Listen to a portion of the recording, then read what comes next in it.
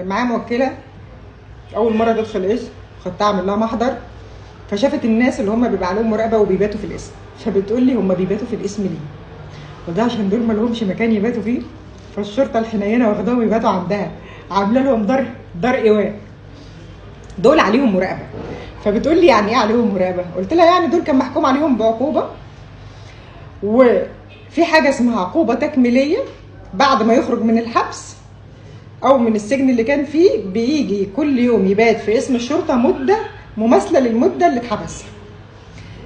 احنا عندنا في القانون المصري حاجه اسمها التدابير الاحترازيه، الهدف منها ان هي منع المجرم من ارتكاب جريمه في المستقبل، ودي بيصدر بيها قرار من النيابه العامه كبديل للحبس الاحتياطي او من المحكمه كعقوبه تكميليه للعقوبه الاصليه، يعني تتحبس مثلا 3 سنين وزيهم 3 سنين مراقبه بعد ما تخلص مده الحبس بتاعتك.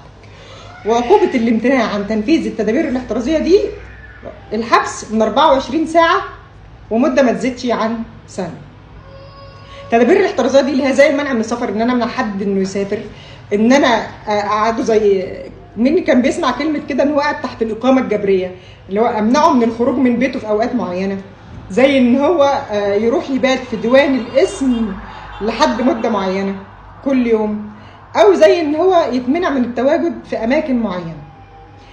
عشان كده اي حد بيتحكم عليه بحكم في جنايه وبياخد مراقبه مده مماثله لمده الحكم بيروح يبات في اسم الشرطه التابع ليه كل يوم لحد ما المده دي ما تخلص.